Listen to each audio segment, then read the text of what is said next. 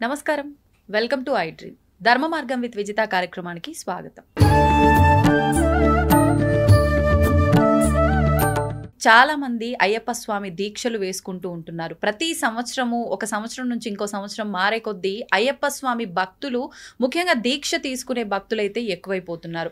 మరి అసలు ఎందుకు దీక్ష తీసుకుంటున్నారు? ఒక దీక్ష మనం స్వామికి సంబంధించి తీసుకుంటున్నప్పుడు అది మన స్వార్థం కోసమే ఎక్కువగా తీసుకోవటం అయితే చూస్తూ ఉన్నాం. అంటే వాళ్ళకున్న వ్యసనాలను మార్చుకోవడం కోసమా, లేకపోతే వాళ్ళకున్న కోరికలు తీరడం కోసమా? ఏ విధంగా మనం దీక్ష తీసుకున్నప్పటికీ నిజంగా ఒక దీక్ష తీసుకుంటున్నాము అనంటే ముందర అసలు స్వామి గురించి తెలుసుకోవడము, ఆ దీక్ష నియమాల గురించి తెలుసుకోవడము ముఖ్యం. ఆ తీసుకున్న తర్వాత ఖచ్చితంగా మనం తెలుసుకున్న విషయాల గురించి మనం ఆచరించడము ఇంకా ప్రధానము. కానీ ఈ ప్రస్తుత రోజుల్లో చూస్తుంటే ఇవన్నీ మనకు ఎక్కడా కనిపించట్లేదనే చెప్పాలి. అంటే అందరూ అలా చేస్తున్నారని కాదు, కొంతమంది మాత్రం ఈ దీక్ష నియమాలు ఖచ్చితంగా పాటించట్లేరు అని మాత్రమే చెప్పగలము. అసలు ఎందుకు ఇలా జరుగుతోంది, అసలు వాస్తవం ఏంటి, ఈ అయ్యప్ప దీక్ష వెనకాల ఎలాంటి ఆంతర్యం ఉంది, ఇవన్నీ కూడా ఇప్పుడు మాట్లాడి తెలుసుకోబోతున్నాం. ప్రస్తుతం మనతో పాటు ఉన్నారు జ్యోతిష్య, వాస్తు, సంఖ్యాశాస్త్ర నిపుణులు బ్రహ్మశ్రీ సాయి మోహన్ కుమార్ గారు. వారితో మాట్లాడి మరిన్ని విషయాలు తెలుసుకునే ప్రయత్నం చేద్దాం, ముఖ్యంగా అయ్యప్ప స్వామి దీక్షలకు సంబంధించి. నమస్కారం గురుగారు. నమస్తే అమ్మ, శుభమస్తు. శ్రీమన్మహాగణాధిపతయే నమః.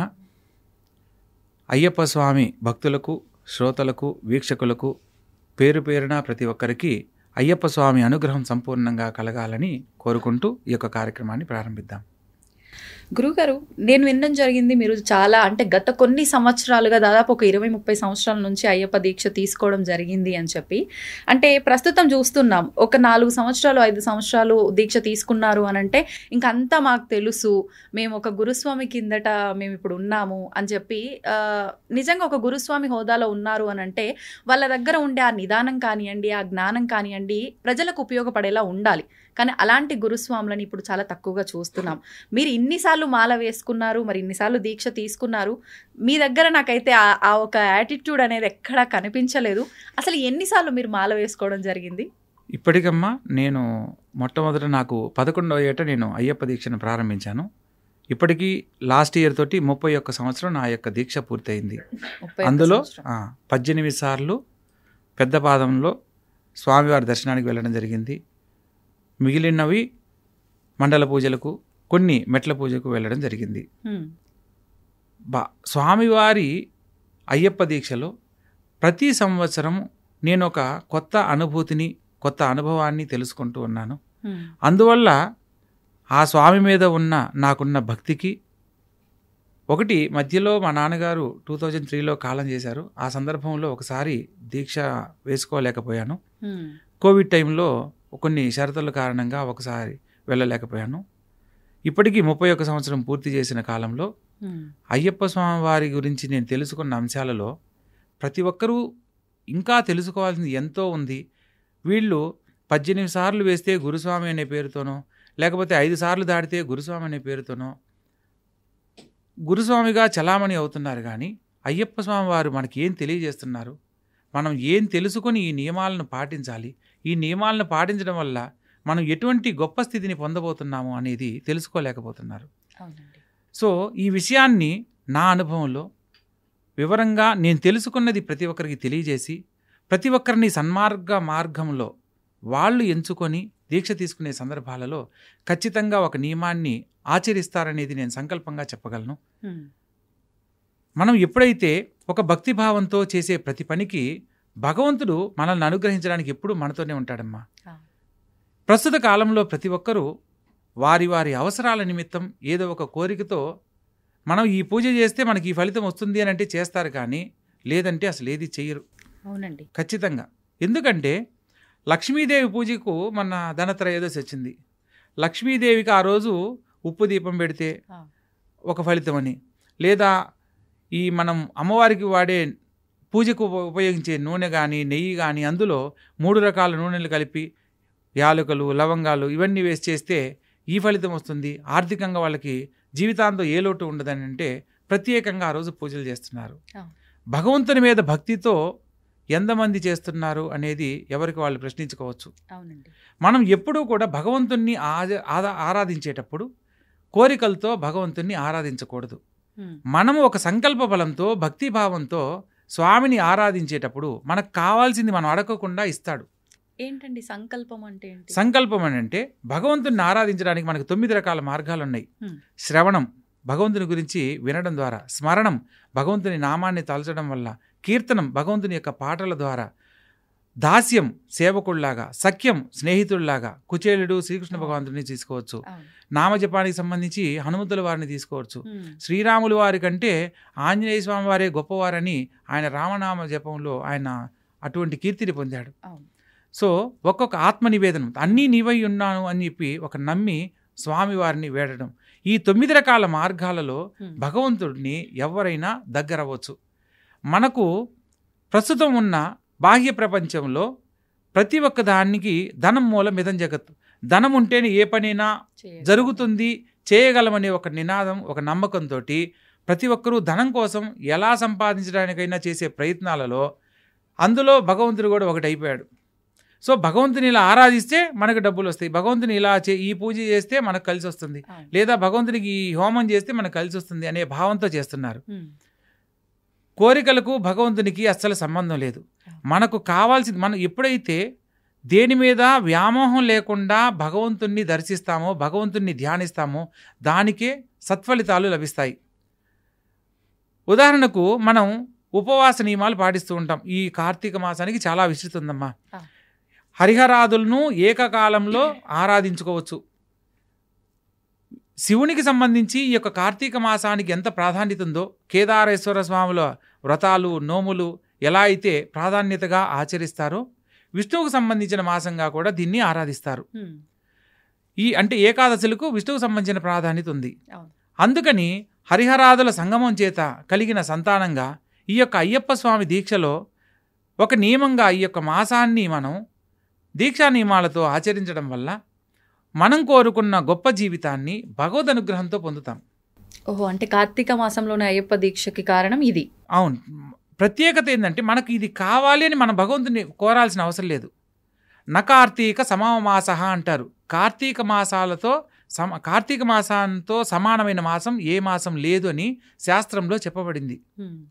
అటువంటి కార్తీక మాసంలో ఆచరించే భగవంతునికి సంబంధించిన ఏ పూజ, జపము, దానము ఏది చేసినా కూడా దానికి 10,000 రెట్లు ఫలితాలు వస్తాయనేది మనకు గ్రంథాల్లో, శాస్త్రాల్లో తెలియజేయబడింది. అవునండి. అటువంటి ఈ మాసంలో భగవంతునికి సంబంధించి ఆరాధించడం వల్ల చాలామంది జ్యోతిషాస్త్రరీత్యా మంచి జీవితాన్ని పొందడానికి పరిశీలన చేయించుకుంటూ ఉంటారు.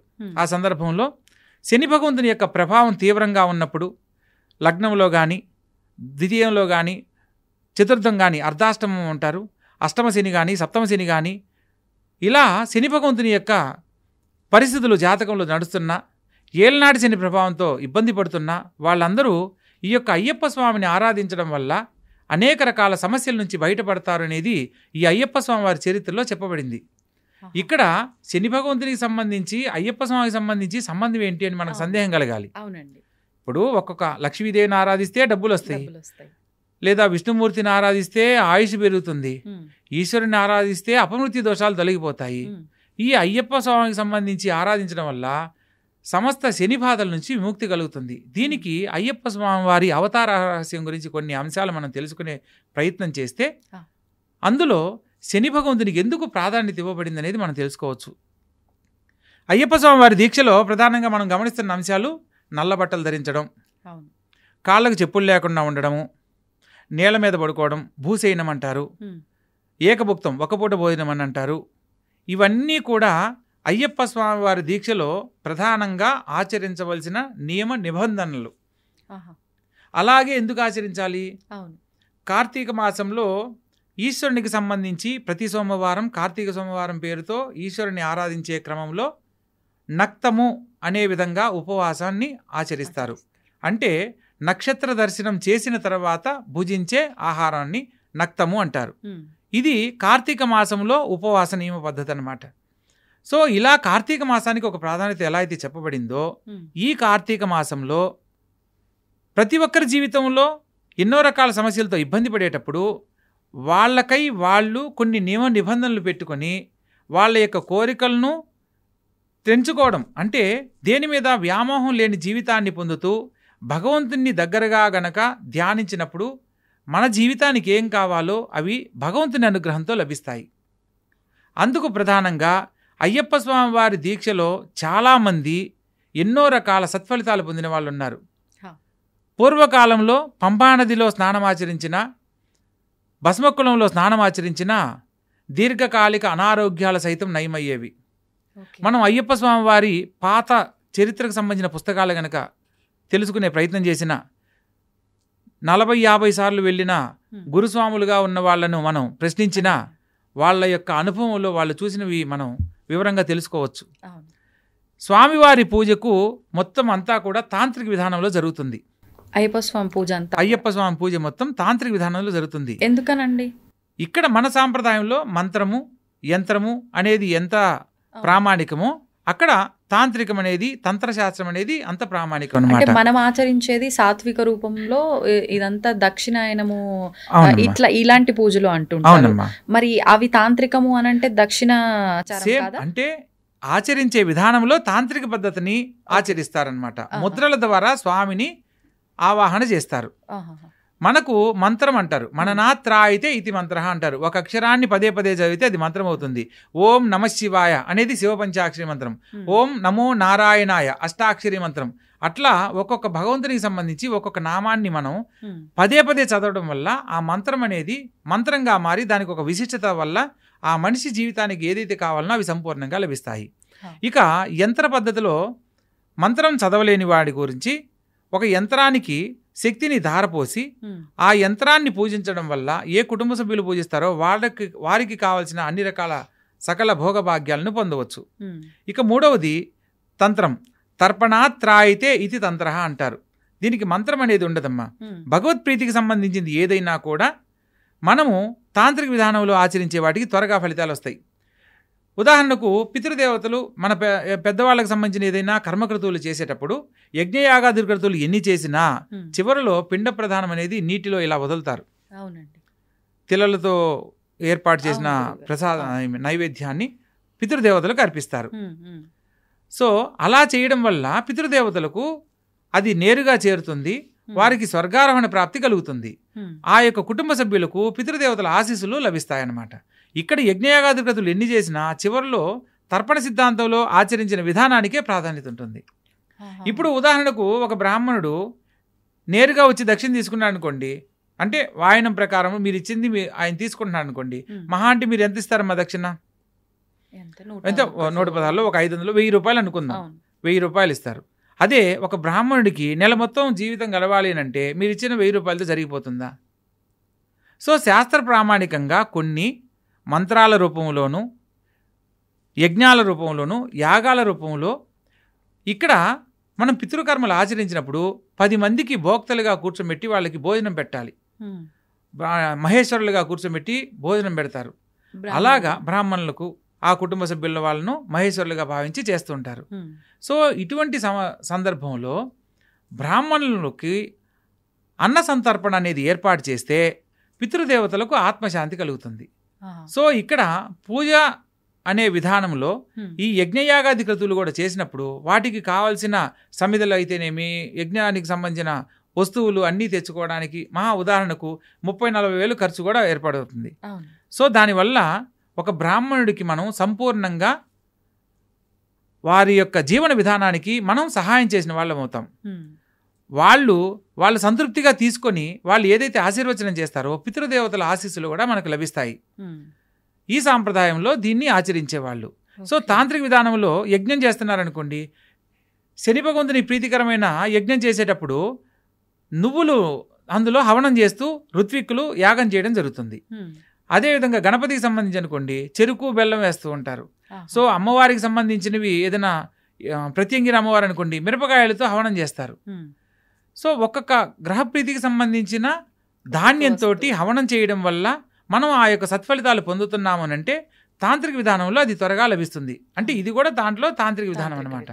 సో అట్లా అయ్యప్ప స్వామివారి పూజలన్నీ కూడా మంత్ర ఉచ్చారణ లేకుండా ముద్రలతోటి స్వామివారిని ఆవాహన చేయడము, స్వామివారికి చేయవలసిన షోడశ ఉపచారాలన్నీ ఆ పద్ధతిలో చేయడం జరుగుతుందన్నమాట. ఇది కేరళ సాంప్రదాయం. కానీ మీరు చెప్పినట్టుగా ముద్రల రూపంలో అంటే ఏమో ఎక్కడ చూసినట్టే అనిపించలే. అంటే ఇప్పుడు దీక్షలు తీసుకున్న అయ్యప్ప భక్తులు ఈ ముద్రల రూపంలో స్వామిని ధ్యానిస్తున్నట్టయితే ఎక్కడ చూసినట్టు. అయితే మన కేరళలో ఉన్న అర్చకులు వేద పండితులు ఎవరైతే ఉన్నారో వాళ్ళని మనం పూజకు పిలిచి ఇక్కడ చేయించే విధానంలో వాళ్ళంతా ముద్రలతోనే చేస్తారమ్మా. ఇప్పుడు ఉదాహరణకు శివలింగ ముద్ర అంటారు. ఇది ఈ మధ్యలో శివలింగాకారము, ఈ చుట్టూ అయిందంటే ఇది పానవట్టం లాగా ఈశ్వరుని. అవునమ్మా, ఇది శివలింగం లాగా, ఇవి పానవట్టం లాగా. సో ఇలా ఈశ్వరుడి ముందు గనక మనం ధ్యానించినట్లయితే ఈశ్వర అనుగ్రహాన్ని త్వరగా పొందుతాం.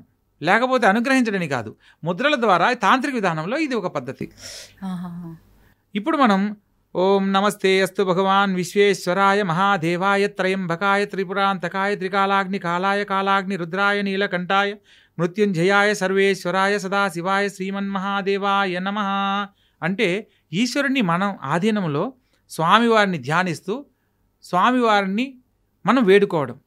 ఎప్పుడైతే ఒక భక్తిభావంతో ఈశ్వరుడు అక్కడ శివలింగం లేకపోయినా పర్వాలేదు, ముద్రల ద్వారా నువ్వు ఆ యొక్క స్థితిని పొందవచ్చు. మీరు రీసెంట్లీ ఒకటి మిరా ఏదో సినిమా వచ్చింది కదా, దాంట్లో కూడా గత జన్మకు సంబంధించిన కొన్ని తెలుసుకోవడానికి ముద్రలను ఆధారం చేసుకొని చేయడం జరుగుతుంది. అవునండి, అవును. సో అమ్మవారిని ఆరాధించేటప్పుడు యోని ముద్ర ఇట్లా రివర్స్లో ఇలా పెట్టి అమ్మవారిని ధ్యానిస్తారు. ఒక్కొక్క ముద్రకి ఒక్కొక్క ప్రాధాన్యత ఉంది. సో ఆ యొక్క సిద్ధిని త్వరగా పొందవచ్చు. ఇప్పుడు అంటే ఈ యొక్క ఆచరణ విధానంలో ప్రాంతీయతను బట్టి కొన్ని మార్పులు అనేవి జరుగుతుంటాయి అన్నమాట. ప్రధానంగా మనం ఇప్పుడు అయ్యప్ప స్వామి వారి దీక్షా నియమాలలో ప్రధానంగా నల్ల బట్టలు ధరించాలి, ఏకభుక్తం భుజించాలి, భూశయనం చేయాలి, పరస్త్రీని మాత అని సంబోధించాలి. ఈవెన్ తన కుటుంబ సభ్యులైనా కూడా స్త్రీ ధర్మంలో మాత అనే సంబోధిస్తూ పలకాలి. ఇవన్నీ నియమాలు ఎందుకు పెట్టారనంటే అయ్యప్ప స్వామి వారి చరిత్రలో ఒకానొక సందర్భంలో అయ్యప్ప స్వామి భక్తుడు శని భగవంతుని యొక్క బాధలతో ఇబ్బంది పడుతూ ఉంటాడు. ఆ సందర్భంలో అయ్యప్ప స్వామి ఎందుకు నాయన నువ్వు ఇలా భక్తుల్ని పట్టి పీడించడము అని చెప్పి అడగడం జరుగుతుంది. ఆ సందర్భంలో ఎవరెవరి విధి ధర్మం ప్రకారము నాకు ఇచ్చిన ధర్మాన్ని నేను ఆచరిస్తున్నాను స్వామి అని అంటాడనమాట. అంటే ఏంటి నీ ధర్మము అని అంటే, యముడు మనిషి కాలం చేసిన తర్వాత తనకు విధించాల్సిన శిక్షలకు ఆయన ఎటువంటి అధికారం కలిగి ఉంటాడో, ఒక మనిషి జీవితంలో శని భగవంతునికి సంబంధించిన ఒక సమయంలో నేను అతన్ని ఇబ్బంది పెట్టాలి అనేది నాకు నియమింపబడిన విధానం. అందులో ప్రామాణికంగా నేను చేసే పనులు కోటీశ్వరుడుగా ఉన్నవాడిని కటిక దారిద్ర్యంలోకి తీసుకొస్తాను. అదేవిధంగా 3 పూట్ల తినేవాడికి తిండి లేకుండా చేస్తాను. మంచి మంచి బట్టలు ధరించి గొప్ప జీవితాన్ని ఆనందంగా అనుభవించేవాడికి బట్టలే లేకుండా చేస్తాను. అంటే వాడి జీవితం మైలపడేలా చేస్తాను. లేదా కుటుంబంలో సంతోషంగా ఉంటే వాళ్ళ మధ్య తగువులు ఏర్పాటు చేస్తాను. దాంపత్య జీవితంలో ఆనందంగా ఉన్న వాళ్ళ మధ్య కొన్ని సమస్యలు తలెత్తేలా చేయగలను. ఇలా కొన్ని చెప్పడం జరుగుతుందన్నమాట.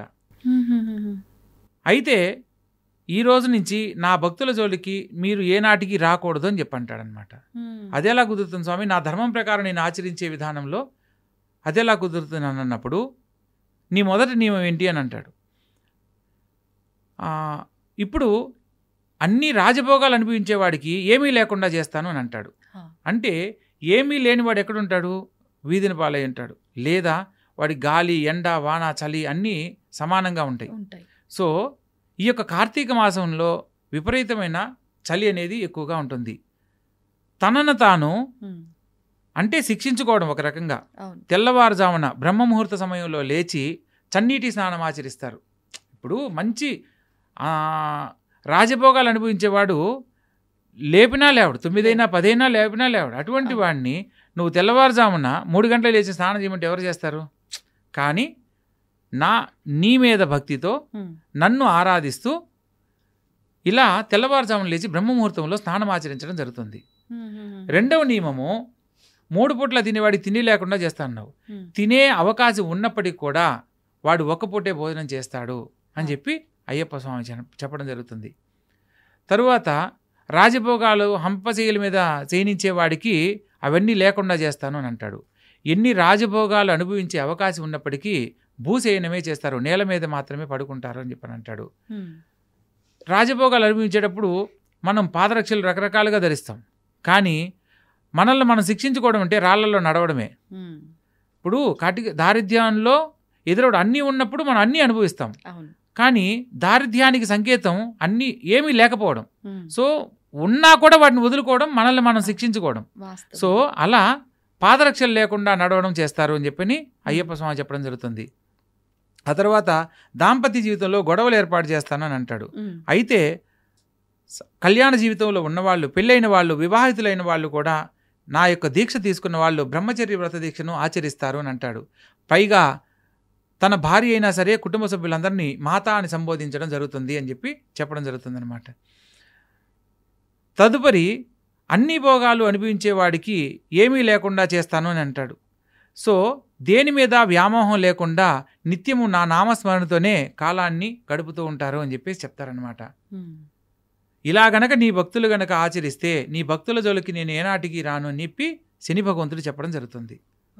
అప్పటి నుంచి అది ఆచారంగా మనము ఇప్పుడు కూడా దాన్ని ఒక నియమ నిబంధనలో ప్రత్యేకంగా ఆచరించడం జరుగుతుంది. ఇప్పుడు మీరు చెప్పినట్టుగా లాస్ట్ 2 నామజపము బ్రహ్మచర్యము అయితే దీక్షలో ఉన్న వాళ్ళు పాటిస్తున్నారనే చెప్పాలి. కానీ మిగతా ముందర చెప్పినవి మాత్రం అంటే భోగాలు అనుభవించటము, పాదరక్షలు లేకుండా తిరగటము, ఒక పూట తినటము, ఇలాంటివి అయితే ఎక్కువగా చేస్తున్నట్టుగా అనిపించట్లేదు. అంటే నిజంగా దీక్షలో ఉంటే ఇవి ఖచ్చితంగా పాటించాల్సిందే అన్నప్పుడు ఎందుకు పాటించట్లేదు అంటారు? ఇక్కడ ఏంటంటే అమ్మా చెప్పేవాళ్ళు, ఫర్ ఎగ్జాంపుల్ ఉదాహరణకు చిన్నపిల్లలకు దీక్ష నియమాలు, చిన్నపిల్లలకు కూడా మాకు బాబు పుడితే అయ్యప్ప స్వామి మాల వేస్తామని చెప్పి మొక్కుంటారు. వాడికి 5వ ఏటో 6వ ఏటో వస్తుంది. 6వ ఏటో మాల వేసి అయ్యప్ప స్వామి కొండకు తీసుకెళ్లే ప్రయత్నం చేసేటప్పుడు పెద్దవాళ్ళు మనమే ఒక పూట ఉండలేమని చెప్పి 2 పూటలు తింటే చిన్నపిల్లలు ఎలా ఉంటారు? ఏకభక్తంలో ఉండలేనప్పుడు వాళ్ళ కోసం పెట్టిన ఒక నియమం ఏంటంటే, పైగా వృద్ధాప్యంలో ఉన్న వాళ్ళు కూడా కొంచెం పెద్ద వయసు వాళ్ళు ఆకలికి తట్టుకోలేరు, వాళ్ళ కోసంగా పెట్టిన ఒక నియమంలో అల్పాహారం అని ఒక నియమాన్ని పెట్టారు. అల్పము అని అంటే తినే దాంట్లో వండినవి ఉడికినవి కాకుండా మనం ఏదైనా తినాలి.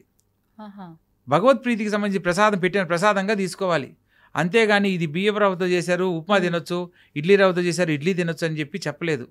మేము సాయంకాలం అల్పాహారం దోశ తిన్నాము, పొంగల్ తిన్నామని. ఇప్పుడు మనకు పంచ అమృతాలని ఉన్నాయమ్మా. పరమాన్నం బెల్లంతో చేసేవి, పాయసము, చిత్రాన్నము అంటే పులిహోర, దద్దోజనము, ఇవన్నీ అన్నంతో చేసేవి. ఇవి మహానైవేద్యాల కింద వస్తాయి. ఈ మహానైవేద్యాలను ఎప్పుడైనా భుజించవచ్చు అనేది చెప్పారు. అందుకని ఇప్పుడు ఏం చేస్తున్నారు? దీక్షలో ఉన్నప్పుడు మహానైవేద్యాలుగా వీటిని మనం ప్రసాదంగా తీసుకోవచ్చు. ఇప్పుడు అది అన్నమైనప్పుడు ఇప్పుడు రాత్రిపూట భజనలు పెట్టి చాలా మంది ఏం చేస్తున్నారు, 18 రకాల ఐటమ్స్ పెడుతున్నారు. 18 మెట్లకు సంకేతాన్ని 18 పెట్టారు. అయ్యప్ప స్వామి మెట్లు 18 ఉన్నాయి కాబట్టి సరిపోయింది, లేకపోతే 57 అయితే 57 రకాలు చేసేవాళ్ళేమో. 18 రకాల ఐటమ్స్ చేయమని ఏ అయ్యప్ప స్వామి చెప్పలేదు, అయ్యప్ప స్వామి అవతరణ రహస్యంలో కూడా చెప్పలేదు.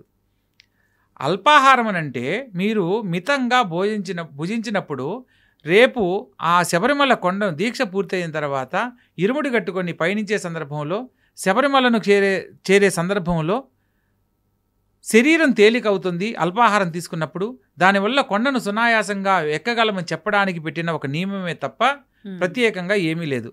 అయితే ప్రస్తుత కాలంలో ఏం చేస్తున్నారు, ఉదయం పూట అల్పాహారంతో భుజిస్తున్నారు, మధ్యాహ్నం శాస్తాభిక్ష, మధ్యాహ్నం పూట చేసేదే శాస్తాభిక్ష, మధ్యాహ్నం పూట మాత్రమే మనం ఏకభుక్తం చెయ్యాలి అనేది శాస్త్ర నియమం, శాస్త్రంలో వివరంగా చెప్పబడిన అంశం అది. సంధ్యా సమయంలో భగవంతునికి పెట్టిన ప్రసాదాన్ని ప్రసాదంగా తీసుకొని అల్పంగా మితాహారంగా తీసుకోవచ్చు. అంతేగాని స్వామివారికి పెట్టిన ప్రసాదాల్లో మళ్ళా రాత్రిపూట 9 ఐటమ్స్ చేసి మళ్ళా 9 ఒక్కొక్కటి తినాలని, మళ్ళా స్వామి దీక్షలో ఉన్నారు ఆకలితో ఉండకూడదని ఇంకొద్దిగా ఎక్కువ పెట్టి, దీనివల్ల 3 పూట్ల పూజించినప్పుడు ఏమవుతుంది, రేపు కొండ ఎక్కేటప్పుడు అది అలసటకు కారణం అవుతుంది, కొండ ఎక్కలేని పరిస్థితులు ఏర్పడతాయి. కానీ అంటే భగవంతుడు తినకుండా కడుపు మార్చుకొని పూజ చేయమని ఎక్కడ చెప్పలేదు అని అంటూ ఉంటారు కదా. నిజమేనమ్మా. అంటే ఇక్కడ మనం కొండను సునాయాసంగా ఎక్కాలి. ఇప్పుడు స్ట్రైట్గా ఉన్న రోడ్డును ఎంత దూరమైనా నడవగలం. కొండ ఎక్కేటప్పుడు మీరు గమనించండి, మీరు నేరుగా ఉన్న గదుల్లోకి నేరుగా వెళ్ళగలరు. మెట్లు ఎక్కేటప్పుడు కొద్ది మెట్లకే కొంత అలసట చెందడం జరుగుతుంది. శబరిమలలో మనకు 5 కొండలు 7 కిలోమీటర్లు ఉంటుంది. 7 కిలోమీటర్లు కొండ ప్రాంతాన్ని నడవాలి అంటే మన శరీరం ఎంత తేలిగ్గా ఉంటే అంత సునాయాసంగా ఎక్కడానికి అవకాశం ఉంటుంది. వాస్తవం. సో పూర్వము అంటే ఫస్ట్ టైం నేను దీక్ష తీసుకున్నప్పుడు 1993 ఆ ప్రాంతంలో, 92 ఆ ప్రాంతంలో ఈ స్వామివారి కొండకు వెళ్ళే దారి 6 అడుగులు మాత్రమే ఉండేది. చెట్టు యొక్క దొంగలు కట్ చేసి అడ్డంగా అటొక్క పుల్ల ఇటొక పుల్ల నాటి అవి జారకుండా అవే మెట్లుగా ఉండేవి. వర్షాకాలంలో చాలా భయంకరంగా ఉండేది. అంటే జారి పడితే ఇటు లోయే అటు లోయే. ఇప్పుడన్నా కొన్ని సర్వీసెస్ అన్ని గవర్నమెంట్ ఏదో కొన్ని ప్రొవైడ్ చేస్తూ ఉంది వసతులన్నీ. ఒకప్పుడు అసలు ఏమీ లేవు. మనము ఇరుముడిలో బియ్యం వేసేదానికి ఒక ఆంతర్యం ఉంది. ఏంటండి అది? మెయిన్ ప్రతి ఒక్కరు తెలుసుకోవాల్సిన విషయం. మనిషి కాలం చేసినప్పుడు వారి యొక్క చివరి ముద్దగా చనిపోయిన వ్యక్తికి నోటి దగ్గర బియ్యం పోస్తారు. మీరు గమనించండి అమ్మా. ప్రదక్షిణ చేసి కుటుంబ సభ్యుల చేత చేసేవాళ్ళు. పూర్వకాలంలో అటవీ ప్రాంతం అది, మొత్తం వన్యమృగాలు తిరిగేవి. వెళ్ళిన వాడు తిరిగి వస్తాడో రాడో కూడా తెలియని సందర్భం. అటువంటి సమయంలో ఈ బియ్యాన్ని అలా వాళ్లకు భిక్షగా పెట్టినట్టు పెట్టి పంపించేవాళ్ళు. ఎందుకంటే భగవంతుని అనుగ్రహంతో తిరిగి రావాలని. సో ఒకవేళ వాళ్ళు వాళ్ళ కుటుంబ సభ్యులకు సంబంధించి ఏది నోచుకోలేకపోయామనే ఆలోచన కలగకుండా ఉండడానికి ఈ నియమాన్ని పెట్టడం జరిగింది. పూర్వకాలంలో ఈ యొక్క ఇరుముడికి, ఇరుముడి అంటే 2 వైపులా కలిగిన ముడి. ఒకవైపు యాత్ర సమయంలో ఈ యొక్క అటవీ మార్గంలో వెళ్ళే సందర్భంలో ఆకలికి మనం తీసుకుని వెళ్ళిన పదార్థాలే ఒకవైపు ఉండేవి. రెండవ ముడిలో అయ్యప్ప స్వామికి సమర్పించే పూజా ద్రవ్యములు ఉండేవన్నమాట. కానీ పంబానది దగ్గరికి వెళ్ళిన తర్వాత పంబ సద్య అని చెప్పి చేసేవాళ్ళు. ఇరుముడిని ఇప్పి గురుస్వామి ఆధ్వర్యంలో ఇరుముడి ఇప్పిన తర్వాత స్నానం ఆచరించి పంబానదిలో భజనా కార్యక్రమాలన్నీ పూర్తి చేసుకొని పంబయ్యలు వెళ్ళక్కుంటారు. అక్కడ సంధ్యా సమయంలో ఒక త్రిభుజాకారంలో వెదురు కర్రలతోటి దీపాన్ని వెలిగించి ఆ పంబానదిలో వదిలేవాళ్ళు అనమాట. పూర్వకాలం ఈ లైట్లు ఇవన్నీ ఏం లేవమ్మా. సో అక్కడ ఈ దీపపు కాంతులతోనే మనం అక్కడ మార్గ మధ్యాన్ని తెలుసుకునేవాళ్ళు. అలా ఒక సాంప్రదాయం ఉండేది. కాలక్రమేణా భక్తులు పెరిగేసరికి అనేది ఇప్పుడు కూడా ఉందా? కొందరు చేస్తున్నారమ్మా, దాని గురించి తెలిసిన వాళ్ళు. సో ఒక 40 సార్లు 50 సార్లు వెళ్ళిన వాళ్ళు దాన్ని ఆచరిస్తున్నారు. కానీ అందరూ దాన్ని ఆచరించట్లేదు. ఎందుకంటే వసతులు, ఒకప్పుడు ఇంతమంది భక్తులు ఉండేవాళ్ళు కాదు. వెళ్ళాలంటేనే భయపడేవాళ్ళు. అయ్యప్ప స్వామి దీక్ష తీసుకోవాలన్నా భయపడేవాళ్ళు. ఒకవేళ అయ్యప్ప స్వామి మాలధారణ చేసి ఎవరైనా ఎదురొస్తున్నారంటే స్త్రీ పక్కకు వెళ్ళిపోయేవాళ్ళు. అయ్యో అయ్యప్ప స్వామి వస్తున్నారు, దీక్షలో ఉన్నారని మైల తగలకూడదనే భావంతో, వాళ్ళకి ఏ ఆలోచన కలగకూడదనే భావంతో పక్కకి వెళ్ళిపోయేవాళ్ళు. అంత నియమ నిబంధనలు ఉండేవి. కానీ ప్రస్తుత కాలంలో ఏంటి, అయ్యప్ప స్వామి దీక్షలు వేసుకున్నాడు, నువ్వు రా నేను తీసుకుపోతానని చెప్పి బండి మీద ఎక్కించుకొని తీసుకుపోతా ఉండడం జరుగుతుంది. ఇంకొకటి పంబానది అన్నారు కాబట్టి అక్కడ దీపాలు వదిలే విధానం కూడా ఉంది అని చెప్పి అన్నారు. అదే పంబాయిలు వెళ్ళక్కునే పేరుతో ఈ యొక్క ఆచారాన్ని చేస్తూ ఉంటారనమాట. ఆ దీపాల వరుస అదొక వేడుకగా చేసేవాళ్ళు. ఈ యొక్క అంటే దీపావళి సమీపంలోనే ఈ యొక్క దీక్షధారణ స్టార్ట్ అయ్యేది కాబట్టి, సో ఆ నియమాలను ఈ కార్తీక మాసంలో దీపాలు వెలిగించేదానికి ఒక ప్రత్యేకత ఉంది కాబట్టి అక్కడ పంబైలు వెళ్ళక్కునే పేరుతో దీపాల వరుసను ఆ నీటిలో పంబానదిలో వదిలేవాళ్ళు అనమాట. ఓకే, ఇప్పుడు చాలా రకాల ఆచారాలు అయితే ఉన్నట్టుగా అనిపిస్తోంది మీరు ముందర వేసుకున్నప్పటి నుంచి ఇప్పుడు ప్రస్తుతం చూస్తే. అసలు అలా నిజంగా ఎన్ని ఆచారాలు ఉన్నాయి? ఒక్కసారి అయ్యప్ప దీక్ష తీసుకుంటే ఇక్కడ మొదలు పెట్టి వెళ్ళి మనం ఆ ఇడుముడి సమర్పించుకునే వరకు కూడా అండి. ప్రధానంగా అమ్మ మంచి ప్రశ్న వేశారు. అయ్యప్ప స్వామి వారి దీక్షలో మనం ఏది తెలుసుకోవాలనుకున్నా కూడా శరణ ఘోషలో ఉన్న ఆంతర్యం తెలుసుకోవాలి. ప్రతి ఒక్క భగవంతునికి అష్టోత్తరం ఎలా అయితే ఉందో అయ్యప్ప స్వామి కూడా అష్టోత్తరం అలాగే ఉంది. దానితో పాటు శరణ ఘోష అని ఒక 108 నామాలను కూడా తెలియజేయడం జరిగింది. ఇందులో అయ్యప్ప స్వామి వారి ఆలయానికి వెళ్ళే మార్గానికి సంబంధించిన ఏ ఏ ఊర్లు అయితే మనం దాటుతూ ఉంటామో అవి అళదా నది నుంచి వరుస క్రమంలో ఉంటాయన్నమాట. స్వామివారిని దర్శించి మరలా ఆ మకర జ్యోతి దర్శనం వరకు ఒక ప్రామాణికంగా చెప్పబడిన విధానం ఉంటుందన్నమాట. మనకు అళదా నదియే అనే ఒక శరణఘోష దగ్గర నుంచి కనుక అయ్యప్ప స్వామి వారి శరణఘోషను కనుక మనం ప్రయత్నం చేస్తే, అళదా నదియే ఈ శరణమయ్యప్ప, అళదా మేడే ఈ శరణమయ్యప్ప, కలిడం కుండ్రమే ఈ శరణమయ్యప్ప, కరిమలై ఏట్రమే ఈ శరణమయ్యప్ప, కరిమలై ఇరక్కమే ఈ శరణమయ్యప్ప. ఈ కరిమల అనేది విపరీతమైన భయంకరమైన అడవి, భయంకరమైన ఎత్తు. అంటే మనం పైకి ఎక్కేటప్పుడు చెట్లు వేర్లతోటి భయంకరమైన రాళ్లతోటి దాటడం జరుగుతుందమ్మా. ప్రతి ఒక్కరూ ఈ యొక్క కరిమలు ఎక్కేటప్పుడు ఎందుకు వచ్చానా నేను అని బాధపడిన సన్నివేశాలు కొన్ని 100 మంది జీవితాల్లో ఒక ఆలోచనగా మిగిలిపోయింది. కానీ ఆ వేల్మణి గారని తమిళ సింగరు ఒక అతను పాడిన పాటలు కూడా కరిమల ఎక్కుట కఠినం కఠినం కాపాడుటకు రావయ్యో అని పాడడం కూడా జరిగింది. ఎందుకంటే అంత కఠినంగా ఉన్న విషయాన్ని మనం ఎప్పుడైతే అయ్యప్ప స్వామి వారి నామాన్ని శరణఘోష చెబుతూ ఎప్పుడైతే మనం ప్రయత్నం చేస్తామో అది అవలీలగా ఆ యొక్క కరిమల ఎక్కడం జరుగుతుంది. కరిమల ఏట్రం, కరిమల ఇరకం, కరిమల కొండ ఎక్కిన తర్వాత మళ్ళీ దాన్ని ఒక దాటడం చాలా కష్టం. ఆ కొండ దిగి మళ్ళా పెరియానవట్టం అంటే పెద్ద పెద్ద ఏనుగులు సమూహం ఉండే ప్రదేశం. తర్వాత చెరియానవట్టం, చిన్న ఏనుగుల గుంపు ఉండే సమూహం అనమాట. ఆ తర్వాత పెరియానవట్టం, చెరియానవట్టం, పంబానది, ఇవన్నీ దాటిన తర్వాత పంబానది వరకు వస్తాం. ఇది ఎరిమేలిలో యాత్ర ప్రారంభమైనప్పుడు మనం మొట్టమొదటిగా అళదా నదిలో ఎరిమేలిలో స్నానం ఆచరించి బయలుదేరుతాము. తరువాత స్నానము అళదా నదిలో చేస్తాం. ఈ అళదా నదిలో స్నానం చేసి మరలా సంధ్యా సమయం స్నానానికి పంబా నదికి వెళ్ళే విధంగా మనకు భగవంతుడు ఆ సమయాన్ని నిర్ధారణ చేసి వెళ్ళే మార్గ నిర్దేశకం చేయడం జరిగింది. పంబా నదిలో స్నానం ఆచరించి మరలా ఇరుముడికి వాటన్నిటికీ పూజలు అవన్నీ చేసుకుని మరలా పంబైల వెలకు, నీలిమల ఎట్రం, అప్పాచిమేడు, శబరిపీఠం, శరంగుత్తియాలే, బస్మొక్కలమే, ఇలా నీలిమల ఎట్రం, నీలిమల ఎక్కుతాం, తర్వాత అప్పాచిమేడు, తర్వాత శబరిపీఠం, శబరిని అనుగ్రహించిన ప్రదేశం, ఆ తర్వాత శరంగుత్తియాలే, శరముల గుత్తి. అయ్యప్ప స్వామి వారు పందల రాజుకు నాకు పలానా చోట ఒక ఆలయం కావాలని అడిగిన సందర్భంలో తను ఒక బాణాన్ని సంధించి ఈ బాణం ఎక్కడైతే సంధింపబడుతుందో అక్కడ తూర్పు భాగంలో నాకు ఆలయాన్ని నిర్మింపమని అడుగుతాడనమాట. అప్పుడు ఈ సంధించిన బాణం ఈ శరముల గుత్తి దగ్గర పడుతుంది. శరంగుత్తి అనే ప్రదేశంలో ఒక రావి చెట్టుకు ఈ యొక్క బాణం గుచ్చుకోవడం జరిగింది.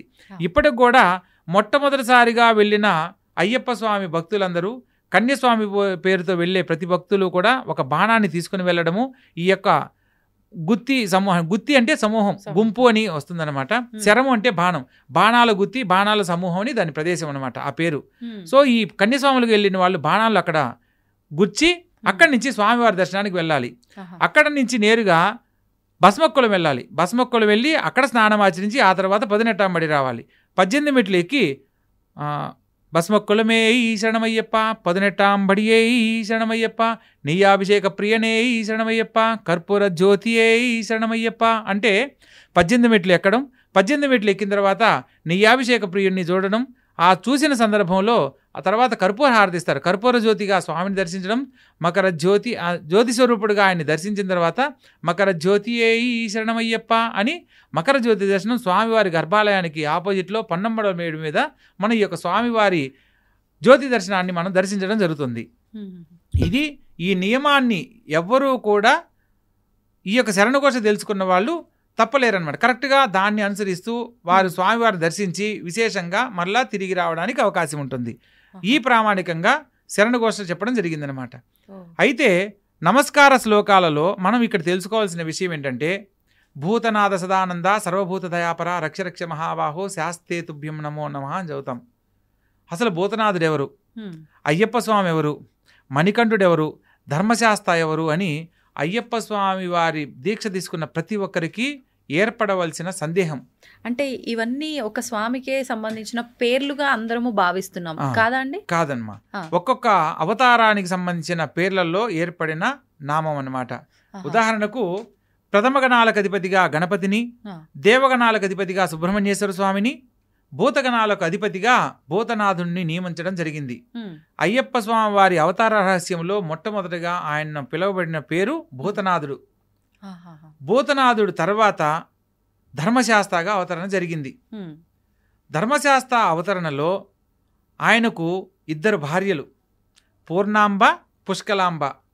ఈ 2 భార్యలతోటి మనం మీరు ఉదాహరణకు గమనించినట్లయితే అయ్యప్ప స్వామి పేరుతో మనం దీక్షధారణ చేసి అయ్యప్ప స్వామి అష్టోత్తరం చదివిన తర్వాత చివరిలో చదివే ఒక నామం ఏంటంటే ఓం శ్రీ పూర్ణ పుష్కలాంబ సమేత హరిహరపుత్ర ధర్మశాస్త్రే నమః ఇది అయ్యప్ప స్వామి అష్టోత్తర శతనామావళి సంపూర్ణం అని చదువుతాం. ఇక్కడ అయ్యప్ప స్వామి బ్రహ్మచారి అయితే పూర్ణ పుష్కలాంబ సమేత ధర్మశాస్త్రే నమః అనేది ఎందుకు చదవాలి? సో ధర్మశాస్త్ర అవతరణలో మరొక అంశం అయ్యప్ప అన్నమాట. సో అంటే అయ్యప్ప అవతారంలో ఆయనకు వివాహం జరగలేదు, అయ్యప్పకు అవతారంలో వివాహం ఖచ్చితంగా. మంచి అన్నాను, అవునమ్మా, మంచి మాట అన్నారు. అయ్యప్ప స్వామిగా ఉన్నప్పుడు ఆయన బ్రహ్మచర్య వ్రత దీక్షలో ఉన్నాడు. మహిషి సంహరణార్థము ఆయన అవతరణ అనేది జరిగింది. మహిషి ఒక వరం కోరుకుంటుంది, ఈ భూమండలం మీద అయోని సంభవుని చేత మాత్రమే, అంటే ఇద్దరు పురుషుల ద్వారా సంగమం కలిగిన ద్వారా నాకు మరణం పొందాలి అని చెప్పి వరం కోరుకుంటుంది బ్రహ్మను. అది విపరీతమైన తపస్సు చేస్తుందమ్మా మహిషి. ఆమె మొదటి అవతారంలో లీలావతి అనే ఒక అద్భుతమైన యువరాణి, చాలా చక్కగా ఉండే యువరాణి. ఆమె శాపగ్రస్తురాలయ్యి రాక్షసి జన్మ ఎత్తుతుంది, మహిషిగా జన్మిస్తుంది. ఈ మహిషిగా ఉన్నప్పుడు దేవతలకు సంబంధించిన అంశాలలో విపరీతమైన విద్రోహాలు చర్యలు చేస్తూ ఒక భగవంతుని అంశతో జన్మించిన వారి చేత మరణం పొందాలి. ఆమె కోరుకున్న వరంలో అయితే మరణం అనేది ప్రతి ఒక్కరికి ఖచ్చితంగా జరిగి తీరుతుంది, దీంట్లో మరణం లేకుండా ఉండడం అనేది జరగదు అని చెప్పి బ్రహ్మదేవుడు చెప్పిన సందర్భంలో ఇద్దరు మగవాళ్ళ ద్వారా సంతానం కలిగితే ఆ సంతానం ద్వారా నాకు మరణం కలగాలి అని చెప్పి కోరుకుంటుంది. తదాస్తు అంటాడు బ్రహ్మ, ఆలోచించి తదాస్తు అని అంటాడు. తర్వాత మహిషి గర్వంతో విర్రవీగుతూ స్త్రీ సంయోగం లేకుండా సంతానం ఎలా కలుగుతుంది, సో నేను కోరిన కోరికలో నాకు మరణం లేదు, నేను నీ వై గెలిచాను స్వామి అని చెప్పి బ్రహ్మ ముందు విర్రవిగి గర్వంతో వెళ్ళిపోతుంది అనమాట. ఇక విద్రోహ చర్యలన్నీ ఎన్ని రకాలుగా దేవలోకంలో ఎన్నో రకాలుగా ఇబ్బందులు కలిగిస్తూ తన రాజ్యాన్ని వృద్ధి చేసుకుంటూ రాక్షసుల చేత యజ్ఞయాగాది క్రతువులన్నింటినీ ఆపివేయించడం లాంటివి చేస్తూ ఉంటుందన్నమాట. ఆ సందర్భంలో క్షీరసాగర మదనం చేసి, ఇది త్రేతాయుగంలో జరిగింది. క్షీరసాగర మదనం జరిగిన సందర్భంలో ఈ అమృతం కోసము దేవతలు రాక్షసులు కొట్టుకుంటున్నారు. ఆ సందర్భంలో శ్రీ మహావిష్ణువు మోహిని రూపాన్ని దాల్చి జగన్మోహిని అవతారంలో ఈ యొక్క అమృతాన్ని పంచడం జరుగుతుంది. ఆ అమృతాన్ని పంచే సందర్భంలో అందరికీ పంచే సందర్భంలో ఈశ్వరుడు జగన్మోహిని అవతారంలో ఉన్న విష్ణుమూర్తిని మోహించి ఈ యొక్క సంగమం చేత హరిహరపుత్రుడైన ధర్మశాస్త్ర జన్మించడం జరుగుతుంది. అందుకనే ధర్మశాస్త్రను హరిహరపుత్ర ధర్మశాస్త్రే నమః అని చెబుతాం. హరిహరాదుల సంగమం చేత కలిగిన సంతానమని. ఆయన మనకు పురాణ కథల గురించి కనుక తెలుసుకునే ప్రయత్నం చేస్తే మనం ఇప్పుడు అయ్యప్ప స్వామి వారి అవతార రహస్యంలో పందలరాజు రాజశేఖరుడుగా చెప్పుకునే అతని పూర్వజన్మలో పరాత్పరుడు అనే ఒక మహా గొప్ప రాజు. ఆ రాజుకి సంతానం లేక ఈ యొక్క శబరిమల ప్రాంతంలో అడవుల వెంట తిరిగే సందర్భంలో పరమేశ్వరుడు, అతను మహాశివభక్తుడు, పరమేశ్వరుడు ఒక మునిలాగా అతనికి దర్శనమిచ్చి ఈ కొండపైన శబరి అనే ఒక ఆమె ఉంటుంది, ఆమెను సందర్శిస్తే ధర్మశాస్త్ర వ్రతాన్ని మీరు ఆచరించండి, ఆ వ్రతాన్ని ఆచరించిన వారికి మీరు కోరుకున్న సత్ఫలితాలు సంతాన భాగ్యానికి సంబంధించిన శుభవార్త వింటారు అని చెప్పి చెప్పడం జరుగుతుంది. ఈయన నేరుగా వెళ్ళి ఆ శబరిని అడగడము, ఆ శబరి చెప్పిన విధానం ప్రకారము పంబానదిలో మనకు పంబానది త్రివేణి సంగమం, మైనూరు, కల్లూరు, కొట్టూరు ఈ 3 నదుల సంగమం చేత ఏర్పడిన పంబానది. ఆ పంపానదిలో స్నానమాచరించి వ్రతాన్ని ఆరంభించబోయే ముందే ఒక దివ్యవాణి ఆకాశవాణి రూపంలో అతనికి వినపడుతుంది. మీరు ఇంత భక్తిగా ఆచరిస్తున్నందుకు మరుజన్మలో నేనే మీకు పుత్రుడనై పుట్టి మిమ్మల్ని అనుగ్రహిస్తాను, మీకు ప్రసన్నం కలిగిస్తాను అని చెప్పి స్వామివారి దివ్యవాణి వినపడి అంతర్ధానం అవుతుంది. ఆ తర్వాత కాలక్రమేణా పరాత్పరుడు కాలం చేసి మరుజన్మలో పందలరాజుగా కేరళ రాష్ట్రంలో జన్మించడం జరుగుతుంది. పందలరాజు రాజశేఖరుడిగా, అతని భార్య పందలరాజునికి భార్యగా జన్మించి మరలా ఈ యొక్క కలియుగంలో కూడా సంతానం లేకుండానే కొంత జీవితంలో ఇబ్బంది పడుతూ ఉంటారు. అడవి కోసం వేటకు వెళ్ళే సందర్భంలో ఈ యొక్క పొన్నంబలమేడు ప్రాంతంలో మణిమాలతో కంఠమునందు మణిమాల ధరించి కనిపించిన ఈ చిన్న శిశువుని భగవంతుని ప్రసాదంగా భావించి ఆ బాబును చూడగానే తనకు దివ్య పురుషుడిగా భావించి ఆ దివ్యత్వం వలన ఇతనుకు గత జన్మ గుర్తొచ్చి గత జన్మలో నాకు భగవంతుడు ఇలా అవతరిస్తాడని చెప్పన్నాడు, సో ఆ అవతార రహస్యమే ఇప్పుడు నాకు దర్శనమిచ్చి ఇలా నాకు సంతానంగా ఆయన అనుగ్రహించాడని చెప్పని ఇక భగవత్ప్రసాదంగా ఉన్న విషయాన్ని మర్చిపోయి తన సొంత బిడ్డగా ఇంట్లో అల్లారు ముద్దుగా పెంచుకుంటూ ఉంటాడు. ఎప్పుడైతే అయ్యప్ప స్వామి వారు ఇలా మణికంఠుడిగా వారి రాజ్యంలోకి ప్రవేశించాడో అప్పటి వరకు సంతానం లేని ఆ రాజుకు వారికి కూడా ఒక సంతానం కలుగుతుంది. అయ్యప్ప స్వామి అవతార రహస్యంలో ధర్మశాస్త్రకు పూర్ణాంబ పుష్కలాంబలకు ఒక సంతానం కూడా ఉంది. అతని పేరు సత్యకన్. సత్యకన్ అంటారు. చాలామంది హరివరాసనం చదవమంటే చదువుతూ ఉంటారు. కానీ ఎందుకంటే హరివరాసనంలో మనము ఆ పాడే విధానంలో మనకు ఒక తన్మయత్వంలో ఉంటాం, కానీ అక్కడ అర్థం చేసుకునేంత ఆలోచన రాదు. ముఖ్యంగా ఎందుకంటే ఆ పాటలో సాక్షాత్తు అయ్యప్ప స్వామే నిద్రలోకి వెళ్ళిపోవడం జరుగుతుంది. అంత గొప్పగా ఉంటుందన్న పాట. అందులో ఒక వాక్యం ఉంటుందమ్మా, ప్రణయ సత్యకం స్వామి ప్రాణనాయకం ప్రణత కల్పకం స్వామి సుప్రవాంఛితం. అంటే ప్రణయ సత్యకం స్వామి ప్రాణనాయకం అంటే స్వామివారి హరివరాసనములో మనకు ఆల్రెడీ చెప్పబడింది, కానీ దాని గురించి ఎవరికి తెలియదు. సత్యకన్ చదువుతున్నారు కానీ అసలు ఏంటి సత్యకన్ అనే పదం ఎందుకు వాడారు, విశ్లేషణలో ఎవరు వెళ్ళలేదు కాబట్టి ఆ విషయాన్ని తెలుసుకోలేకపోయారు. తెలుసుకోవాలనే తపనతో నేను చేసిన ప్రయత్నంలో హరివరాసనం కనుక కరెక్ట్గా మొత్తంలో ప్రతి ఒక్క పదానికి అర్థంగా నాకు తెలుసుకుంటే అయ్యప్ప స్వామి వారి చరిత్ర అవతార రహస్యంలో ఒక 65% స్వామివారిని మనం దివ్యంగా తెలుసుకున్న వాళ్ళం అవుతాం. ఈ ఒక్క దాంట్లోనే ఆ ఒక్క దాంట్లోనే అయ్యప్ప స్వామి వారి చరిత్ర రహస్యానికి సంబంధించిన కొన్ని అంశాలను దాంట్లో పొందుపరచడం జరిగింది. ఇప్పుడు ఉదాహరణకు అయ్యప్ప స్వామి వారి వాహనం ఏంటి అని అడిగామనుకోండి, ప్రతి ఒక్కరూ వెంటనే ఆయన్ని ఎక్కువగా పులి మీద చూడడం, అడవికి వెళ్ళేటప్పుడు పులి మీద ఉన్నాడు కాబట్టి అయ్యప్ప స్వామి వాహనం ఏంటంటే పులి పులి పులి అని చెప్పి అంటారు. ఇంకోటి కొన్ని పాటలు కూడా ఏం పాడారు, ఆటవికుడిగా ఉన్నప్పుడు పులి మీద వెళ్ళాడు, అంతేగాని పులి వాహనం కాదు ఆయనకి. ఇంకోటి కొన్ని పాటలు పులి వాహనుడై ఊరేగుతున్న స్వామి అయ్యప్ప అన్నప్పుడు కొత్తగా మాలేసే వాళ్ళకి అయ్యప్ప స్వామి వాహనం అంటే పులే అని మైండ్లో ఫిక్స్ అయిపోతారనమాట. కాదమ్మా, ప్రామాణికంగా మనం 2 పద్ధతుల్లో తెలుసుకోవచ్చు. అయ్యప్ప స్వామి వారి వాహనం గుర్రం. మనకు సంస్కృత పదంలో తురగం అంటే గుర్రం, తురగ వాహనం అంటారు. అది కూడా ఈ యొక్క హరివరాసనంలోనే చెప్పబడింది. తురగ వాహనం స్వామి సుందరాననం వరగదాయుధం స్వామి వేదవర్ణితం. అంటే తురగ వాహనాన్ని ఆయన వాహనంగా కలిగి ఉన్నాడు అని.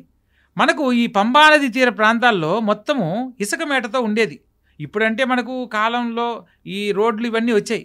ఆ ఇసుక మేట వల్ల ఏంటంటే అక్కడ తిరగగలిగేవి గుర్రాలే. పందలరాజు ఆయనకు బహుకరిస్తాడు, ఆయనకి నాయన ఇది నీది అని. సో అలా వచ్చిన సాంప్రదాయంలో ఆయనకు తురగ వాహనం అయింది. కానీ ఇక్కడ మనం ఒక విషయం ప్రతి ఒక్కరు తెలుసుకోవాల్సిన అంశం ఒకటి ఉందమ్మా. అయ్యప్ప స్వామి వారి చరిత్రలో ఈ యొక్క కలియుగంలో 52వ శతాబ్దం, క్రీస్తు శకం 52వ శతాబ్దం అంటే మనకు 1933 సంవత్సరానికి ముందు జరిగిన వృత్తాంతం ఇదంతా. ఆ సందర్భంలో ఇక్కడ ఏం చేశారంటే వావర్ స్వామి అని ఒక కథను దీనికి యాడ్ చేసి పొందుపరచడం జరిగింది. అయ్యప్ప స్వామి వారి చరిత్రలో ఎటువంటి ముస్లిం సాంప్రదాయం కానీ ముస్లింల పరిపాలనకు సంబంధించిన అంశాలలో ఈయనకు మిత్రుడిగా అయ్యాడనేది కానీ ఎక్కడా చరిత్రలో చెప్పబడలేదు. పైగా అయ్యప్ప స్వామి మిత్రుడిగా చెప్పే ఈ యొక్క వావర్ స్వామి అసలు పేరు బాబర్. ఆ బాబర్ అనే పేరు వాడుకలో వావర్ స్వామి అయింది. కానీ ఇది ప్రామాణికంగా ఆ జనరేషన్లో అప్పుడు జరిగిన విషయం అయితే కాదు. మరి ఎందుకు వచ్చిందండి? కానీ ఒకప్పటి నుంచి ఈ యొక్క అన్యమతస్థులు వారి యొక్క మతాన్ని ప్రబలం అయ్యేలా చేసుకోవాలని, ఎస్టాబ్లిష్ అయ్యేలా చేసుకోవాలని చేసే ప్రయత్నంలో ఈ యొక్క మనం చూడండి, ముస్లింలు తప్పుపడ్డం కాదు, మన ఆలయాలకు సమీపంలో ప్రతి ఒక్క క్షేత్రంలో ముఖ్యమైన ఆలయాలతో సమీపంలో ఒక ముస్లింలకు సంబంధించిన ఏదో ఒకటి మసీదో దర్గానో ఖచ్చితంగా ఉంటుంది. ద్వారకా తీసుకోండి, అక్కడ వాళ్ళది ఒకటి మసీదు ఉంటుంది. మనకు వారణాసిగా జ్ఞానవాపి మసీదు, జ్ఞానవాపి మన పేరులోనే మన జ్ఞానవాపి అని తెలుగుకు సంబంధించింది. అక్కడ ఒక మసీదు పేరుతో అక్కడ ఒకటి ఉంది. మళ్ళా అయ్యప్ప స్వామి ఆలయంలో కూడా మనం ఎక్కడో ఎరిమేల్లో ఉందంటే అనుకోవచ్చు. అయ్యప్ప స్వామి వారి ప్రధాన ఆలయంలో రావి చెట్టుకు ఆపోజిట్లో అక్కడ ఒక అతను ఈ యొక్క రాగి రేకులు ఇవన్నీ తాయెత్తులుగా కట్టిస్తుంటాడు. ఇప్పటికీ కూడా ఆ వావర్ స్వామి వంశస్థులు అక్కడ కూడా వాళ్లకు ఒక స్థలం ఏర్పాటు చేసుకుని ఇప్పటికీ అది కొనసాగిస్తూ ఉన్నారు. ఆ అవకాశం కల్పించింది ఎవరంటే అయ్యప్ప స్వామి అవతార రహస్యంలో రాజశేఖరుడుకు కలిగిన 2వ సంతానం ఎవరైతే అంటే ఈయన్ను ప్రథమ సంతానంగా భావించారు కాబట్టి వాళ్లకు కలిగిన సంతానంలో ఆ సంతానానికి సంబంధించిన రాజు ఎవరైతే ఉన్నారో ఆ రాజు ఈ ముస్లింలతోటి ఏకమయ్యాడనమాట. సో వాళ్ళ ద్వారా ఈ యొక్క శబరిమల ఆలయంలో వాళ్ళకి కొంత స్థలాన్ని ఏర్పాటు చేసుకోవడం జరిగింది. ఇప్పటికీ కూడా వాళ్ళు అక్కడికి వెళ్ళినప్పుడు మనకేంటి, ప్రతి ఒక్కరు బాగుండాలి అనే బాగుంటామనే కోరికతో వాళ్ళు ముస్లింసా తెలుగు వాళ్ళ అనేది కాదు. ముస్లింలు ఏదన్నా మనకు ఏదన్నా రక్షగా ఇస్తే మనకు మంచి జరుగుతుందనే భావంతో తీసుకోవడం జరుగుతూ ఉంది. కానీ ఇక్కడ మనం ఒక విషయాన్ని చర్చించుకుందామమ్మా. ప్రతి ఒక్కరు తెలుసుకోవాలి, అయ్యప్ప స్వామికి మిత్రుడుగా వావరుని చెప్తూ వచ్చారు మనకి పురాణాల్లో, చరిత్రలో. అయితే మనం ఏ కథలో తీసుకున్నా ముస్లింల యొక్క కథల్లో కానీ, అంటే ఖురాన్లో కానీ, క్రిస్టియానిటీలో కానీ, హిందూ సాంప్రదాయాన్ని కూడా మనము మన వాళ్ళల్లో కలుపుకోండి అని కానీ, మనకు మిత్రులుగా ఉన్నారని కానీ ఎక్కడైనా ఖురాన్లో కానీ బైబిల్లో కానీ చెప్పడం జరిగిందా? లేదండి. లేదా మన హిందూ సాంప్రదాయంలో సరే మనం చెప్పారనుకుందాం, మన హిందువులకు ముస్లింలకి మంచి సాంప్రదాయం ఉంది, అన్యోన్యత ఉంది అని చెప్పే అనుకుందాం, అది కరెక్టే అనుకుందాం. ఒకవేళ శాస్త్రాన్ని పక్కన పెట్టి జరుగుతున్న కథని ప్రామాణికంగా తీసుకుంటే వావర్ స్వామి ముస్లిం వాళ్లకు ఆరాధ్య దైవంగా అయినప్పుడు ఎంతమంది ముస్లింలు అయ్యప్ప స్వామి దీక్ష తీసుకుంటున్నారు? ఇప్పటి వరకు మరి అయ్యప్ప స్వామి మిత్రుడిగా భావించినప్పుడు మనం వాళ్ళని గౌరవిస్తున్నప్పుడు వాళ్ళు ఎంతమంది మన అయ్యప్ప స్వామిని గౌరవించి దీక్ష తీసుకుంటున్నారు? కేవలం వ్యాపారపరంగా అక్కడ కొన్ని కార్యకలాపాల కోసంగా ఈ యొక్క విధానాన్ని అనుసరిస్తున్నారే తప్ప ఎక్కడా కూడా ముస్లిం సాంప్రదాయాలు మన దాంట్లో కలపబడలేదు. సో ప్రతి ఒక్కరు తెలుసుకోవాల్సిన విషయం, ఎవరి దేవుడు వాళ్ళు గొప్పదనుకుంటూ ఇక్కడ ముస్లిమ్స్ని కానీ క్రిస్టియానిటీని కానీ మనం చాలా గొప్పగా చెప్పుకోవచ్చమ్మా. వాళ్ళ పరిస్థితుల్లో వాళ్ళ దేవుడు గొప్పని వాళ్ళ దేవుని యొక్క ప్రచారం కోసము ప్రతిరోజు లేదా వారానికి ఒకసారి వాళ్ళ ఆలయ సందర్శనం చేస్తారు. వాళ్ళు చర్చికి వెళ్ళే వాళ్ళు కుటుంబ సమేతంగా వెళ్తారు. ఎన్ని అప్పులు ఉండండి, కుటుంబంలో సమస్యలు ఉన్నాయివ్వండి, ప్రతిదీ కుటుంబ సమేతంగా వెళ్ళి దర్శిస్తారు వాళ్ళ యొక్క దేవుణ్ణి. మసీదుకి వెళ్ళే వాళ్ళు శుక్రవారం నమాజ్ పేరుతో ప్రతి ఒక్కళ్ళు వెళ్తారు. వాళ్ళు చిన్నవాళ్ళ, పెద్దవాళ్ళ, ధనికుల ఇదంతా ఏది ఉండదు. భగవంతునికి సంబంధించి ఒక రోజుని కేటాయించుకుని ప్రతినిత్యం వెళ్తున్నారు. మన హిందూ సాంప్రదాయంలో అన్ని మతాలు ఒకటే అంటారు, అందరం ఒకటే అంటారు, కానీ కనీసం మన ధర్మాలను ఎంతవరకు పాటిస్తున్నాం అనేది మాత్రం తెలుసుకోలేకపోతున్నారు. మన ధర్మాన్ని మనం కరెక్ట్గా పాటిస్తే ఈరోజు మన ఆలయాలు మనకే ఇంకా గొప్పగా అభివృద్ధి చెందడానికి ఎంతో అవకాశం ఉందమ్మా. అన్య మతస్థులు ఈరోజు మన ఆలయాలలో ముఖ్యమైన కార్యకలాపాలు చేయడం జరుగుతుంది. ఎవరైతే ఆలయ ప్రధాన కార్యదర్శిగా ఉండాలనో అది బ్రాహ్మణుడికి గనక అప్పచెప్తే ఎలా డెవలప్ చేయాలో తెలుస్తుంది. అన్య మతస్థులకు ఇస్తే వాళ్ళకి ఏం తెలుస్తుందమ్మా? వాళ్ళ ఆచారం ప్రకారం ఇప్పటికీ తిరుపతిలో ఒక ప్రధాన కార్యదర్శిగా ఉన్న అతను క్రిస్టియానిటీలో ఉన్న అతను అనమాట. అంటే మన సాంప్రదాయంలో ఎస్సీ ఎస్టీలకు ఈ మన కొన్ని ఉపాధి పేరుతో ఉద్యోగ అవకాశాలు కల్పించే అవకాశం ఉంది కాబట్టి అలా ఒక ఉద్యోగంలో ప్రధాన కార్యదర్శిగా ఉన్నాడు. సో ఈరోజు ఆయన మళ్ళా మన ప్రసాదం తీసుకోడు. అటువంటి వాళ్ళకి అవకాశం కల్పించి మన వాళ్ళని ఇబ్బంది పెట్టే కంటే మన వాళ్ళకే హిందువుల సాంప్రదాయంలో వేద పాఠశాలలో వేద పండితులుగా ఉన్న వాళ్ళకి అవకాశం కలిగిస్తే ఆలయ అభివృద్ధికి సంబంధించి ఎన్నో రకాల మంచి పనులు చేయడానికి అవకాశం ఉంటుంది. ఇక్కడ అది మన దౌర్భాగ్యంగా మనం భావించాలమ్మా. ఎందుకంటే ఈ విషయాన్ని గనక ప్రభుత్వం దృష్టిలో తీసుకొని ఎవరి ఆలయం వాళ్ళ గొప్పదనుకున్నప్పుడు వాళ్ళ ఆలయాలకు సంబంధించి వాళ్ళని ముఖ్యమైన వ్యక్తులుగా నియమించుకోమని చెప్పండి. సో మన హిందూ ఆలయాల్లో వేరొకరు అన్యమతస్థులను ఏర్పాటు చేయడం వల్ల మన యొక్క ఆచార వ్యవహారాలను వాళ్ళు మార్చడానికి అవకాశం ఉంటుంది. ఎందుకంటే ఏదో ఒక పోస్ట్ అయితే అనుకోవచ్చు, ప్రధాన కార్యదర్శిగా ఉన్నప్పుడు ఏమవుతుంది, అవతల వాళ్ళు ఏం చెప్తే మనం ఆచరించాల్సిన పరిస్థితులు ఏర్పడ్డాయి. కాబట్టి వైఎస్ రాజశేఖర రెడ్డి గారు ఉన్నప్పుడే మనకు ఇప్పటి వరకు మనం వినని వాక్యం ఏంటి, తిరుమల కొండపైన ఎక్కడా కూడా ఏ చర్చి కూడా నియమించబడలేదు. కానీ ప్రస్తుత కాలంలో అక్కడ చర్చిలు కట్టడానికి కూడా కొందరు అధికారులు ఆలోచన చేస్తున్నారనేది కూడా మనం ఈ మధ్య తెలుసుకుంటున్న విషయం.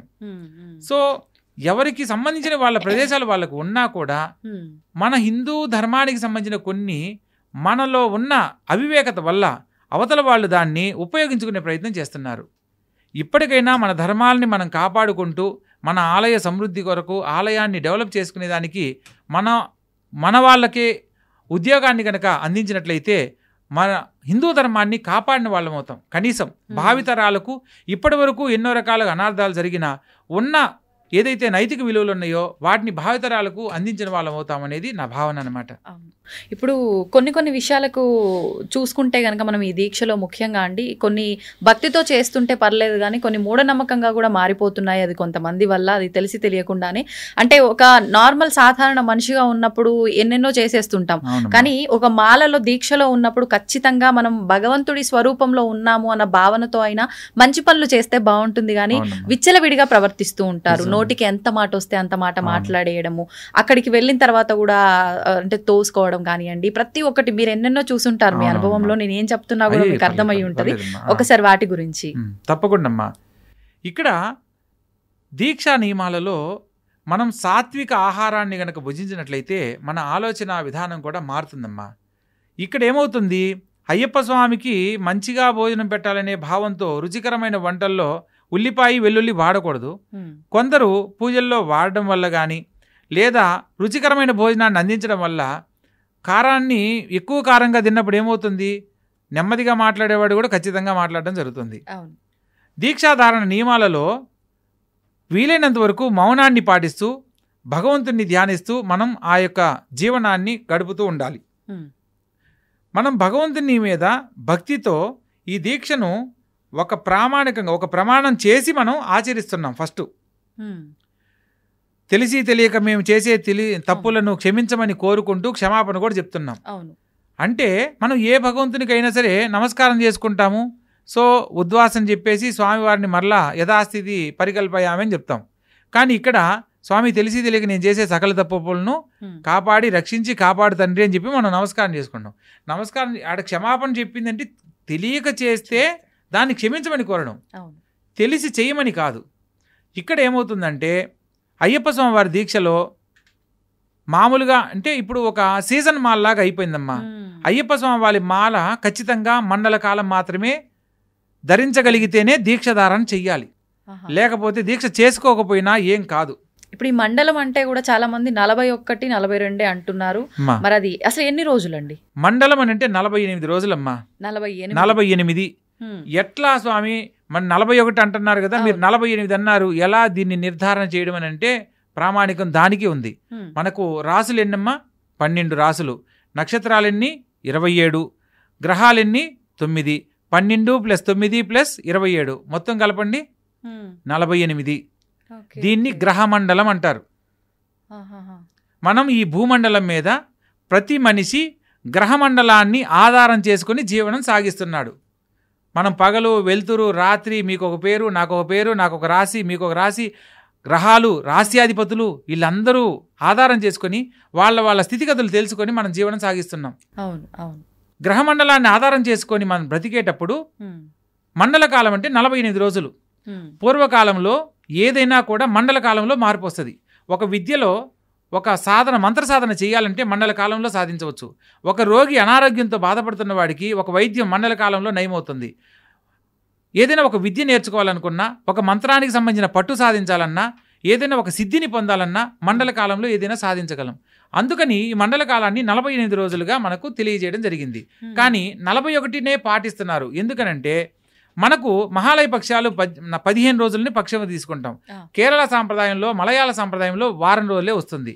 అందుకని వారం రోజులు తీసేసి 41 రోజులనే మండల కాలంగా కేరళ సాంప్రదాయం ప్రకారం మనం మాలధారణ చేస్తున్నాం. కానీ పాటిస్తున్నాం కాబట్టి 41 రోజులు మండల కాలం అని అనుకుంటున్నాం. కానీ మండలం అంటే 48 రోజులు. 48 రోజులు దీక్ష తీసి 49వ రోజు నువ్వు ఇరుముడి కట్టుకున్నప్పుడు అది మండల దీక్ష పూర్తవుతుంది. అంతేగాని మాలలు వేసుకోవడానికి నాకు టైం కుదరదు స్వామి, నేను అర్ధమండలం వేస్తాను, నేను కాలు మండలం వేస్తాను, నేను 11 రోజులు వెళ్ళి ఇరుముడి కట్టుకొని నేను అయ్యప్ప స్వామిని చూస్తానంటే అయ్యప్ప స్వామి నిన్ను మాలేసుకొని రమ్మని అయితే చెప్పలేదు. కొంతమంది అక్కడికి వెళ్ళి కూడా ఇడుముడి కట్టుకొని స్వామికి సమర్పిస్తారు. అవునమ్మా, అది చాలా తప్పమ్మా. ఈ నియమాలు ఎవరైతే ఈ నియమాలను ఎప్పుడైతే పక్కన పెడతారో అప్పుడే ఆ మాలకున్న విశిష్టతను తెలుసుకునే అవకాశం ఉంటుంది. కొందరు గురుస్వామిగా ఉన్నవాళ్ళు ఎవరైనా సరే మాలధారణ చేయబోయే సందర్భంలో నువ్వు మండల కాలం దీక్షధారణ చేస్తానంటేనే నేను మాలధారణ చేస్తాను అని చెప్పి ఒక నియమాన్ని కనుక పెడితే ప్రతి ఒక్కరూ మండల కాలంలో సంపూర్ణంగా స్వామివారిని ధ్యానించి ఆ తర్వాత స్వామి దర్శనం చేసుకోవడానికి అవకాశం కలుగుతుంది. ఇప్పుడు ఖచ్చితంగా అంటే చాలా మంది 41 రోజుల దీక్ష అని అనుకుంటున్నారు కాబట్టి 41 రోజులు కాకముందే ఇక్కడ దీక్ష కంప్లీట్ కాకముందే ఒక 5-6 రోజులు ముందుగానే ఇరుముడి కట్టేసుకొని బయలుదేరి మిగతా యాత్రలన్నీ చేసుకుంటూ వెళ్ళి అక్కడికి వెళ్ళే వరకు కంప్లీట్ అవుతుంది అని అనుకుంటున్నారు. అలా చేయడం కరెక్టే అంట? తప్పమ్మా. మండల కాలం అని అంటే దీక్షను సంపూర్ణంగా పూర్తి చేసినప్పుడే అది మండలం అవుతుంది. మీరు మీ దగ్గర తినడానికి అన్ని రకాల వస్తువులు ఉన్నాయి, వండితే పదార్థం అవుతుందా, నా దగ్గర ఉన్నాయి అనుకుంటే పదార్థం అవుతుందా? వండితేనే పదార్థం. అంటే మనం పూర్తి చేయాల్సిందే కంపల్సరీ. ఇది బియ్యమే కదా తింటే అరిగిపోద్ది, ఇది పప్పు కదా తింటే పప్పు అయిద్ది అని అనుకుంటే కాదు కదా. కందిపప్పు పప్పు కాదు కదా, ఉడికించాలి, దానికి చేయాల్సిన ప్రాసెస్ ఉంటుంది. సో మన జీవితంలో మండల కాలానికి సంబంధించిన విశిష్టత తెలుసుకున్నప్పుడు దాన్ని సంపూర్ణంగా పూర్తి చేసినప్పుడే దాని ఫలితం లభిస్తుంది. ఇప్పుడు భగవంతుడిని కోరుకునేటప్పుడు కూడా భగవంతుడు చెప్పొచ్చు, నువ్వు మండలకాలం ఇలా చేసావు కాబట్టి నీకు 1 కోటి రూపాయలు ఇద్దాం అనుకున్నాను, నీకు 10 లక్షలు ఇస్తానని అంటే ఒప్పుకుంటాడా? ఏం స్వామి, నేను 10 రోజులైనా కరెక్ట్గా ఉన్నాను కదా స్వామి, నన్ను అనుగ్రహించు కదా స్వామి అని అంటాడు. సో మనకు కావాల్సిన ఫలితం పుణ్యం సంపూర్ణంగా కావాలి అని అనుకున్నప్పుడు భగవంతుణ్ణి ధ్యానించే విషయంలో మనం కొన్ని కారణాల చేత దాన్ని తగ్గించుకొని ఆరాధించమని చెప్పలేదు. నువ్వు కరెక్ట్గా దీక్షను ఆచరించడానికి అవకాశం ఉంటే కాదు, ఖచ్చితంగా ఉండేలా చేసుకుని చేయాలి. లేనప్పుడు నువ్వు నేరుగా పాదయాత్ర చేస్తూ స్వాములతో పాటే వెళ్ళి మాల లేకుండా స్వామివారిని 18 మెట్లు ఎక్కడానికి అర్హత ఉండదన్నమాట. మాలధారణ లేకుండా విడిగా కూడా మనం వెళ్ళి స్వామివారిని దర్శించవచ్చు. అలా ఇప్పుడు అయ్యప్ప స్వామినే దర్శించాలి అనే దానికి మాలధారణ అవసరం లేదు. మీకు ఒక సందేహం కలగాలి, అసలు మాలధారణకు ఇవన్నీ అవసరమా స్వామి, నాకు భగవంతుని మీద సంపూర్ణమైన భక్తి ఉంది, ఇవన్నీ ఎందుకు స్వామి, మాలలు, ఈ యొక్క రంగు బట్టలు, నల్లు బట్టలు, ఇవన్నీ ఎందుకు అని సందేహం కలగాలి. ఎందుకు అని అంటే మనకు ఎదురుగా ఎవరైనా వస్తున్నారు, వాళ్ళ ఇంట్లో ఏదైనా కుటుంబంలో ఆటంకం జరిగింది, పెద్దవాళ్ళు కాలం చేస్తున్నారు, మనం దీక్షలో ఉన్నామని తెలియడానికి ఈ అలంకరణ. భగవంతుణ్ణి ఆరాధించడానికి ఎటువంటి నీకు వేషధారణ అవసరం లేదు. మన వాగ్గేయకారులు, త్యాగరాజస్వామి వీళ్ళందరూ ఏ వేషధారణలు వేసుకున్నారమ్మా? భగవంతుని మీద భక్తితో పాటలు పాడడం ఒకటే తెలుసు వాళ్ళకి. అన్నమయ్య గారిని తీసుకున్న వీళ్ళు భక్తికి ఏదైనా దాని ముందు ఇంకేది దిగదుడిపి అనమాట. సో ఇవన్నీ అలంకరణలు ఏంటంటే మనం ఈ సమాజంలో తిరుగుతున్నప్పుడు మనం నిష్టగా ఉన్నాము, మనం ఒక ధ్యానంలో ఒక దీక్షలో ఉన్నామని ఎదుటి వాళ్ళకి తెలియడం కోసం.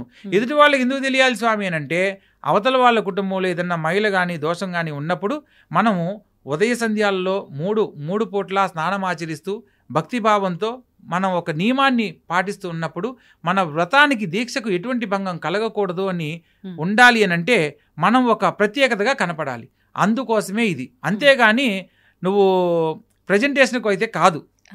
ఎదుటి వాళ్లకు తెలియడం వల్ల అవతల వాళ్ళల్లో ఏదైనా పొరపాటు ఉందనుకోండి, ఓకే మనం ఇప్పుడు స్వామి దీక్షలో ఉన్నాడు కాబట్టి ఇప్పుడు మనం వాళ్ళతో మాట్లాడకూడదు అని చెప్పి వాళ్ళు పక్కకి వెళ్ళిపోవచ్చు, లేదా ఏదైనా విషయం మనతో డిస్కస్ చేయకపోవడం జరుగుతుంది. ఎందుకంటే అందుకనే మితంగా మాట్లాడాలి, మితంగా భోంచేయాలి అనేది మనకు దీక్షా నియమాల్లో ప్రధానంగా చెప్పారు. మనం జనరల్గా మాట్లాడుతున్నట్టు వెళ్ళి మామూలుగా మాట్లాడేటప్పుడు కొన్ని విషయాలు అవతల వాళ్ళ దగ్గర తెలుసుకునే అవకాశం ఉంటుంది. మనం భగవంతుని యొక్క భక్తితో నామస్మరణ చేస్తూ ఉన్న సందర్భంలో మనకు మిగతా విషయాలతో మనకు పని లేదు. అప్పుడు ఏమవుతుంది, నీ దీక్షలో ఎటువంటి ఆటంకాలు కలగవు. సో ఇక్కడ అయ్యప్ప స్వామి వారి దీక్షా నియమాలలో ప్రధానంగా పాటించవలసింది ఇవన్నీ వేషధారణలన్నీ కూడా కొన్ని ప్రామాణికంగా మన దీక్ష పూర్తయ్యేంత వరకు ఆటంకం కలగకుండా ఉండడానికి చెప్పడానికి ఒక సాంప్రదాయం మాత్రమే.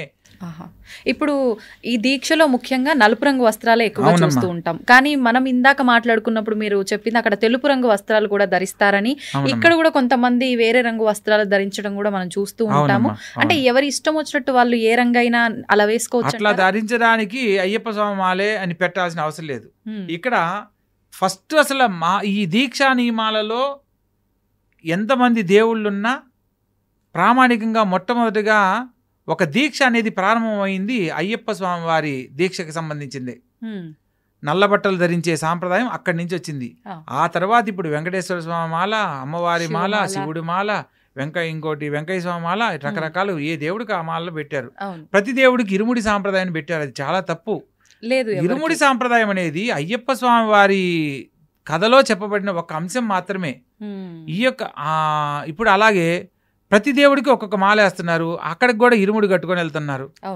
సో ఇరుముడి సాంప్రదాయంలో ఉన్న ఆంతర్యం ఏంటి తెలియాలి కదా ఫస్ట్. అవును అవును. మనం ఇరుముడిలో టెంకాయలో నేతిని పోస్తాం, దాని అంతా ఆంతర్యం ఏంటి?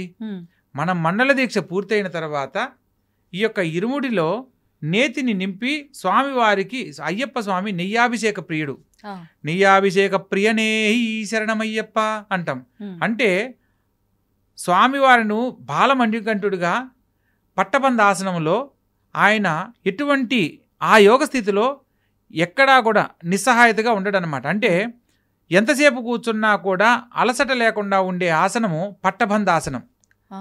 మామూలుగా మనం ఇట్లా కాళ్ళు దొంతి కూర్చున్నప్పుడు ఆటోమేటిక్గా ఓపెన్ అయిపోతాయి, అంటే విడిపోతాయి, ఇట్లా ఫ్రీగా అయిపోతాం. పద్మాసనం వేసుకొని ఎక్కువసేపు కూర్చోలేం. అటువంటప్పుడు పట్టబంధాసనం అంటే ఇలా దొంతి కూర్చున్నప్పుడు కాళ్ళకి ఒక పట్టబంధం ఉంటుందన్నమాట. అది ఆ మోకాళ్ళ దగ్గర అది కట్టినప్పుడు కాళ్ళు విడిపోవు, నువ్వు అలా ఎంతసేపు అయినా కూర్చోగలవు. సో పాతకాలంలో ఏదైనా పెద్దవాళ్ళు ఒక గ్రామ సభలో జరిగేటప్పుడు పెద్దవాళ్ళు ఇలా కూర్చొని రెండు చేతులు కట్టుకొని కూర్చుంటారు. వాళ్ళు ఎంతసేపు 3 గంటలు కాదు 5 గంటలు కాదు ఎంతసేపు అయినా కూర్చునేవాళ్ళు. సో అలా చేతులు పట్టుకొని కూర్చోకుండా చిన్ముద్ర అంటారు. ఇలా భగవంతుడు, వీడి భక్తుడు, సత్వ రజ తమో గుణాలు, ఎప్పుడైతే ఈ 3 గుణాలను వదిలేస్తాడో భక్తుడు భగవంతుడికి దగ్గర అవుతాడు. ఈ విషయాన్ని తెలియజేయడానికి చిన్ముద్ర పేరుతో అయ్యప్ప స్వామివారి ముద్ర తెలియజేస్తుంది. ఆ ఆసనంలో స్వామివారు కూర్చొని ధ్యాన ముద్రలో ఉంటారు. ప్రతి ఒక్కరు కూడా మీరు ఏదైనా ఒక పని చేస్తున్నప్పుడు ఇలా మీరు జస్ట్ మనసులో ఒక పనిని సంకల్పంగా చెప్పుకొని మీ మనసులో ప్రశాంతంగా ఒక 5 నిమిషాలు 10 నిమిషాలు మనసులో మీ కోరికను మనసులో తలుచుకొని ప్రశాంతంగా కూర్చుంటే ఆ పనిలో ఎక్కడా ఆటంకం లేకుండా పూర్తవుతుంది. అదే చిన్ముద్ర. మీరు ఏదైనా మనసులో ఉన్న సంకల్పం ఏదైనా నెరవేరుతుంది, అంత విశిష్టత కలిగిందనమాట. కాబట్టి ఆ స్వామివారు అలా ఆసనంగా కూర్చొని మా సమస్త భక్తజనుల యొక్క కోరికలు తీర్చే స్వామిగా మనకు ఆరాధ్య దైవం అయ్యాడు. సో అటువంటి స్వామివారిని మనం దర్శించేటప్పుడు కొన్ని నియమ నిబంధనలు ఆచరించాలి. ఇక్కడ స్త్రీని కూడా మనకు 12 ఏళ్ల లోపల, అదే తను యుక్త వయసుకు రాకముందు లేదా పీరియాడిక్ ఇష్యూ అంటే మెచ్యూరిటీ అనేది తనలో ఈ ఋతుస్రావం అనేది ఆగిపోయిన తర్వాత మాత్రమే భగవంతుని దర్శించడానికి అవకాశం ఉంది అని ఒక నియమం కూడా చెప్పబడింది. ఎందుకంటే అయ్యప్ప స్వామి వారు ధ్యాన ముద్రలో ఉంటారు. ఈ యొక్క ధ్యానంలో ఉన్నప్పుడు బ్రహ్మచర్య వ్రత దీక్షలో మైల అనే దాని వల్ల తపోభంగం కలుగుతుంది. అలా కలగకూడదు అంటే స్త్రీ కూడా దీక్ష తీసుకోవచ్చు. కాకపోతే స్త్రీకి ఋతుక్రమం అనేది ఒక శరీరంలో ఒక భాగంగా వాళ్ళు ఒక సమస్యను ఎదుర్కొనేటప్పుడు ఈ యొక్క శబరి కొండలు కానీ నీలిమల కొండలు కానీ విపరీతమైన వేడికి సంబంధించిన కొండలు. సో ఏ స్త్రీ అయినా సరే తనకు ఋతుక్రమం అనేది ఒక సమయాన్ని పాటించే అవకాశం ఉన్నప్పటికి కూడా ఈ యొక్క కొండల మీద నడిచేటప్పుడు ఏ సందర్భంలో అయినా సరే వారి యొక్క శరీర ఉష్ణోగ్రత పెరిగినప్పుడు ఋతుస్రావం జరగడానికి అవకాశం ఉంటుంది. అప్పుడు మనం ఒక భక్తితో దీక్షా నియమాలను ఆచరిస్తూ స్వామివారి దర్శనానికి వెళ్ళేటప్పుడు అది అక్కడ దోషం అవుతుంది. కాబట్టి సో ఋతుక్రమానికి సంబంధించిన సమయంలో పూర్తిగా నిషిద్ధం చేయడం జరిగింది.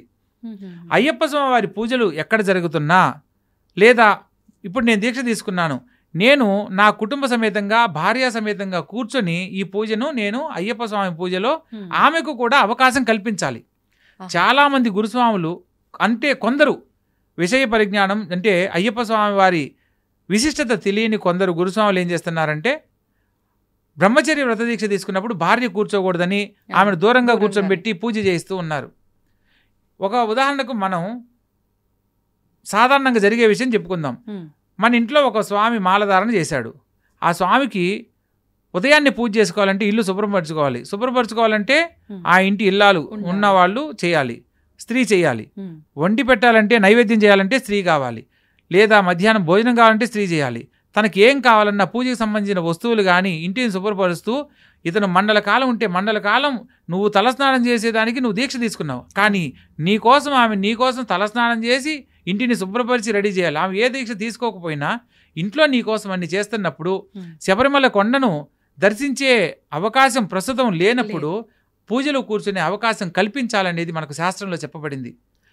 సతీ సమేతంగా కూర్చొని చేస్తేనే అతనికి యాత్రా ఫలితము దీక్షా ఫలితం ఖచ్చితంగా లభిస్తాయి. అంతేగాని ఆమెను సపరేట్గా పెట్టి నువ్వు ఇక్కడ పూజ చేసి ఘనంగా నువ్వు 1,00,000 రూపాయలు 10 లక్షలు ఖర్చు పెట్టి పూజ చేసి నేను అంత గొప్పగా చేశాను 1000 మందికి భోజనం పెట్టానంటే ఒక్కరికి పెట్టిన ఫలితం కూడా లభించదు. మనకు స్త్రీ ధర్మాలు కూడా వివరంగా చెప్పబడ్డాయమ్మా. మనువు స్త్రీ ధర్మాల గురించి తెలియజేశాడు. ఒక్కొక్క గురువు ఒక్కొక్క విధానంలో మనకు ఇన్ని తెలియజేసినప్పుడు స్త్రీకి సంబంధించినవి కొన్ని మనం ఆచరించినప్పుడు మాత్రమే ఆ యొక్క పరిపూర్ణత లభిస్తుంది. రాములు వారు యాగం చేయడానికి సీతాదేవి దంపసమేతంగా చేయవలసిన యాగానికి ఆమె లేదనంటే బంగారంతో ఆమెను తయారు చేసి ఆ యాగాన్ని పూర్తి చేయడం జరిగింది.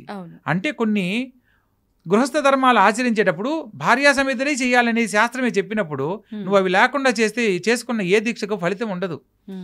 సో ఇలా మనం తెలుసుకున్న ప్రతి ఒక్క అంశాన్ని పూర్తిగా తెలుసుకొని ఆచరించాలి. ఎవరో కొందరు గురుస్వాములు ఉంటారమ్మా, 5వసారికి నేను గురుస్వామిని అయ్యాను అని అనుకుంటే గురుస్వామి కాడు. ఇక్కడ అయ్యప్ప స్వామి దీక్ష తీసుకునే వాళ్ళకి ఒక్కొక్కరికి ఒక్కొక్క పేరు ఉంటుంది. 12 ఏళ్ల లోపల 11 ఏళ్ల లోపల కనుక దీక్ష ధారణ చేసిన మగపిల్లవాళ్ళను మణికంఠ స్వామి అని అంటారు. ఆడపిల్లలు కనుక వేస్తే కూచి స్వామి అని అంటారు 12 ఏళ్ల లోపున్న ఆడపిల్లలను. అదేవిధంగా మొదటిసారి దీక్ష తీసుకున్న వాళ్ళను యుక్త వయసులో ఉంటే కన్యాస్వామి అని అంటారు. కన్యాస్వామి అంటే మొట్టమొదటి స్వామి. అయ్యప్ప స్వామి వారి దీక్షలలో నువ్వు 30 సార్లు వెళ్ళిన వాడికంటే కూడా మొదటిసారి దీక్ష తీసుకున్న వాడికి ఎక్కువ ప్రాధాన్యత ఉంటుంది. ఎందుకనండి? అయ్యప్ప స్వామి వారికి చరిత్రలో మనకు కన్యాస్వామికి చాలా విశిష్టత కలిగినట్లు చరిత్రలో చెప్పబడింది. సాక్షాత్తు ఎప్పుడైతే మహిషి సంహారం జరిగిందో ఆ సందర్భంలో ఆమె శాప విమోచనం చెంది పుణ్యస్త్రీగా పూర్వజన్మలో లీలావతిగా ఆమె పూర్వరూపాన్ని దాల్చుతుంది. అమిత సౌందర్యవతి. అయ్యప్ప స్వామిని చూసి ఆమె మోహిస్తుంది. మోహించే సందర్భంలో అయ్యప్ప స్వామి ఏమంటారు, నేను మిమ్మల్ని పరిణయం ఆడాలనుకుంటున్నానని చెప్పి ఆ తల్లి అడిగినప్పుడు అయ్యప్ప స్వామి చెప్తారు, త్రిమూర్తుల యొక్క భార్య అంశలో మీరు జన్మించారమ్మా, మీరు నాకు మాతృ సమానులు అవుతారు, అది తగని పని అని చెప్పేసి చెప్పడం జరుగుతుంది. అయినా కూడా ఆమె కోరిక కొరకు, అంటే ఎన్నో భక్తులు ఏది కోరినా అనుగ్రహిస్తాడు అనేది ఈయనకున్న పేరులో ఆమె కోరిన కోరికకు అయితే ఒక షరతు మీద చెప్తాడు. ఎప్పుడైతే కన్యస్వాములు రాకుండా ఉంటారో అప్పుడు మాత్రమే నేను నిన్ను పరిణయం ఆడతానని చెప్పి చెప్పడం జరుగుతుంది. అంటే కన్యస్వాములు ఎప్పుడైతే రాకుండా ఉంటారో అప్పుడు పెళ్లి చేసుకుంటానన్నాడు కదా అని చెప్పి యాక్సెప్ట్ చేయడం, అంటే ఒప్పుకోవడం జరుగుతుంది. కన్యస్వాములుగా అయితే దీనికి ప్రామాణికం మనం ఎలా తెలుసుకోవచ్చు అంటే, అలుదా నదిలో అలుదామేడు కలిడంకుండ్రు మహిషి అక్కడ మోక్ష ప్రాప్తిని పొందింది ఎప్పుడైతే ఈ విషయాన్ని తెలుసుకుందో. ఈ కల్లిడంకుండ్రు అనే ప్రదేశంలో, కల్లిడం అంటే కళ్ళు అంటే రాయి, అక్కడ రాయిని తీసుకుని వచ్చి ఎక్కడైతే మహిషి సంహరించబడిందో ఆ ప్రదేశంలో ఆ రాయిని పెట్టాలి. ప్రామాణికంగా వచ్చిన సాంప్రదాయం ఇది. ప్రస్తుత కాలంలో అందరూ పెద్ద పాదం వెళ్ళడానికి కుదరదు. ఇది పెద్ద పాదంలో వెళ్ళే వాళ్ళకే తెలుస్తుంది. చిన్న పాదం అంటే పంబా నది నుంచి వెళ్ళే దారిని చిన్న పాదం అంటారు. సో ఈ చిన్న పాదంలో వెళ్ళే వాళ్ళు ఎరిమేళ్ళలో నాట్యమాడి పేటతుల్లాడి, సో మనం ఇక్కడ ఇది కూడా మరొక అంశంలో చెప్పుకుందామమ్మా, పేటతుల్లి అని అంటారు. మహిషి సంహారం జరిగిన వేడుకను ఆటవికులందరూ, అంటే మహిషి చచ్చిపోయింది ఇంకా మనం సంతోషంగా ఉండొచ్చని ఆటవిక వేషధారణలో వాళ్ళు ఒక పండగ చేసుకుంటారు. అయ్యప్ప స్వాములుగా వెళ్ళిన వాళ్ళందరూ కూడా ఈ ఎరిమేలి ప్రాంతంలో ఆటవికులుగా వాళ్ళు వేషధారణ చేసుకుని నాట్యం ఆడుతూ ఈ యొక్క పాదయాత్ర ప్రారంభిస్తారు స్నానం ఆచరించి. సో ఈ సాంప్రదాయంలో ఆమె చనిపోయిన ప్రదేశంలో ఈ యొక్క రాయిని తీసుకుపోయి అక్కడ పెడితే ఆమె మరలా ఆ రాక్షస జన్మ మరలా జన్మించదు అని చెప్పడానికి రాళ్లను అక్కడ వదిలిపెట్టాలని చెప్పి అన్నారు.